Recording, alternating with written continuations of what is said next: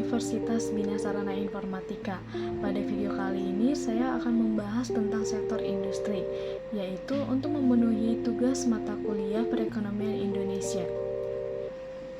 Nah, adapun topik-topik yang akan saya bahas yaitu topik yang pertama, industri dan industrialisasi, yang kedua, konsep dan tujuan industrialisasi, yang ketiga, lintasan sejarah sektor industri, yang keempat, penggolongan dan klasifikasi industri, yang terakhir, kesimpulan dan penutup. Industri mempunyai dua arti. Yang pertama, industri adalah himpunan perusahaan-perusahaan sejenis. Yang kedua, industri sebagai pengolahan atau manufacturing. Nah, teman-teman, menurut Sadono Sukimo dalam Mahmud, industri ada dua pengertian. Yang pertama, secara umum, di mana industri sebagai perusahaan yang menjalankan operasi kegiatan ekonomi yang tergolong dalam sekunder. Yang kedua, dalam teori ekonomi, industri diartikan sebagai kumpulan perusahaan yang menghasilkan barang yang sama dalam suatu pasar.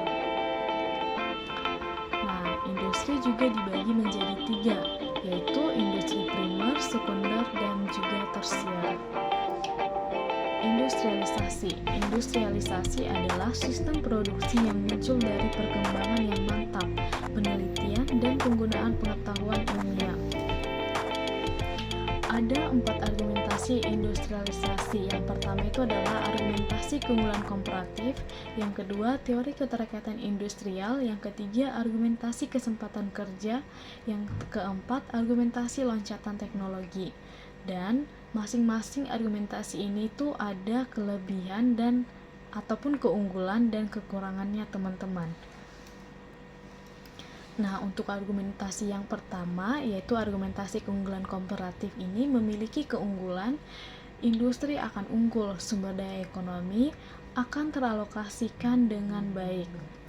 Dan kekurangannya adalah jenis produk akan kurang diminati. Untuk argumentasi yang kedua ini adalah teori keterkaitan industrial, ini memiliki keunggulan mampu menggerakkan sektor lain, dan kekurangannya itu adalah kurang efisien. Untuk argumentasi yang ketiga, argumentasi kesempatan kerja ini memiliki keunggulan sangat manusiawi karena berbasis penciptaan lapangan kerja, dan kekurangannya adalah kurang dapat menggerakkan sektor lain. Argumentasi yang terakhir yaitu argumentasi loncatan teknologi, ini memiliki keunggulan memicu perkembangan industri sektor lain, dan kekurangannya itu boros devisa. Nah, teman-teman, ada dua jenis pola atau strategi industrialisasi. Yang pertama itu pola substitusi impor, dan yang kedua itu pola substitusi ekspor. Dan kedua pola ini atau strategi ini juga memiliki kelebihan dan kekurangannya juga. Untuk pola substitusi impor ini memiliki kelebihan, industri akan bertumbuh besar. Kekurangannya adalah industri akan tidak kunjung dewasa atau ketergantungan. Untuk pola substitusi ekspor, kelebihannya adalah menumbuhkan devisa negara, dan kekurangannya akan bergantung pada pasar. Konsep dan tujuan industrialisasi. Sebagai konsep, bagian dari proses modernisasi di mana perubahan sosial dan perkembangan ekonomi erat hubungannya dengan inovasi teknologi. Dan sebagai tujuannya yaitu meningkatkan nilai tambah seluruh sektor ekonomi dengan sektor industri pengolahan sebagai leading sektor. Lintasan sejarah sektor industri. Nah, pada tahun 1920-an, industri-industri modern di Indonesia hampir semuanya ini dimiliki orang asing meskipun jumlahnya sedikit. Industri yang kecil ada hanya berupa industri rumah tangga seperti penggilingan padi dan tekstil. Perusahaan besar yang modern hanya ada 2. Nah, ini juga itu milik asing, yaitu pabrik rokok milik British American Tobacco dan perakitan kendaraan bermotor General Motor Car Assembly. Dan teman-teman, sekitar tahun 1930-an terjadi depresi besar yang mengakibatkan pemerintah kolonial mengubah sistem ekonomi, yaitu dengan memberikan kemudahan dalam pemberian izin dan fasilitas bagi pendirian industri baru. Nah, menurut sensus industri kolonial pertama tahun 1939, industri-industri yang ada memperkerjakan tenaga kerja sebanyak 137.000 orang yang bergerak di bidang pengolahan makanan, tekstil, dan barang-barang logam. Nah, pada masa Perang Dunia Kedua, industrialisasi cukup baik, namun keadaan berbalik semasa pendudukan Jepang. Nah, hal itu disebabkan karena adanya larangan impor, diangkutnya barang kapital ke Jepang, dan pemaksaan tenaga kerja atau disebut romusa, sehingga investasi praktis nihil.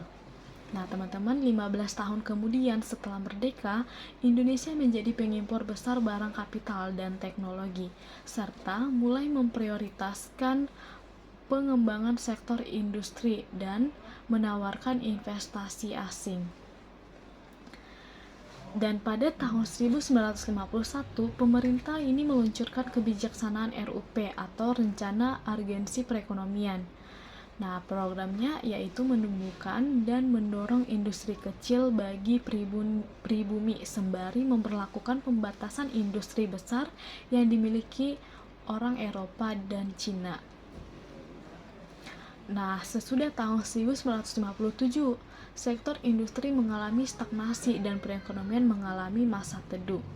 Sepanjang tahun 1960-an, sektor industri praktis tidak berkembang, selain akibat situasi politik yang selalu berkurang dan kurangnya kelangkaan modal dan tenaga kerja serta terampil.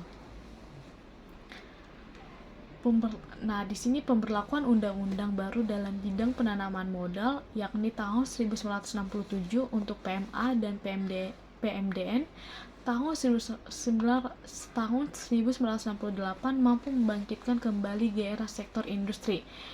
Industri baru pertumbuhan, utamanya jenis industri substitusi impor. Pamor sektor industri terus meningkat sepanjang PJB 1. Di Indonesia, industri dapat digolongkan berdasarkan beberapa sudut tinjauan atau pendekatan. Penggolongan tersebut antara lain berdasarkan yang pertama itu ada kelompok komoditas, kedua skala usaha, yang ketiga hubungan arus produknya. Dalam klasifikasi industri, penggolongan industri yang paling universal ialah berdasarkan baku internasional klasifikasi industri atau International Standard of Industrial Classification atau disingkat ISIC. Penggolongan industri menurut ISIC didasarkan atas pendekatan kelompok komoditas yang secara garis besar dibedakan menjadi 9 golongan. Nah, yang pertama itu adalah industri makanan, minuman, dan tembakau. Yang kedua ada industri tekstil, pakaian jadi, dan kulit. Yang ketiga itu industri kayu dan barang-barang dari kayu, itu termasuk seperti perabot rumah tangga. Yang keempat itu adalah industri kertas dan barang-barang dari kertas, percetakan, dan penerbitan. Yang kelima itu ada industri kimia dan barang-barang dari bahan kimia, minyak bumi, batu bara, karet, dan plastik. Yang keenam ada industri barang galian bukan logam kecuali minyak bumi dan batu bara. Yang ketujuh itu ada industri logam besar. Yang kedelapan ada industri barang dari logam, mesin, dan peralatannya. Dan yang terakhir adalah industri pengolahan lainnya. Nah, untuk keperluan perencanaan, anggaran negara, dan analisis pembangunan, pemerintah membagi sektor industri pengolahan menjadi 3 subsektor. Yang pertama itu adalah subsektor industri pengolahan non-migas, yang kedua itu subsektor penghilangan minyak bumi, yang ketiga itu subsektor pengolahan gas alam.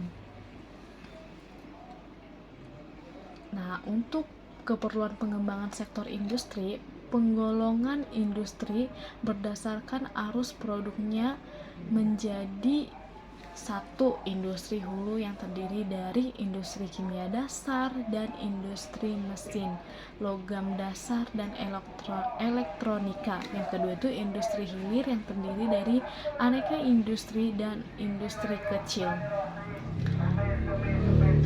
Nah, BPS membedakan skala industri menjadi 4 lapisan berdasarkan jumlah tenaga kerja per unit usaha.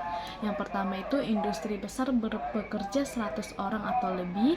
Yang kedua itu industri sedang berpekerja antara 20 sampai 99 orang.